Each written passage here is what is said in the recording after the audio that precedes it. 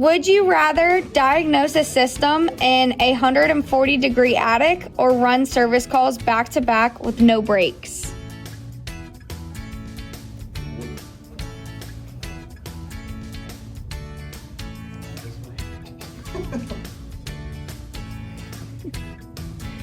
Would you rather chase a refrigerant leak all day or deal with an intermittent issue that won't show up when you get there?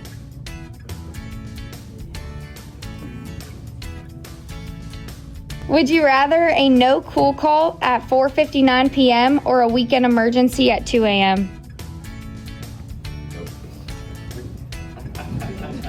I mean, we're supposed to be honest here, right?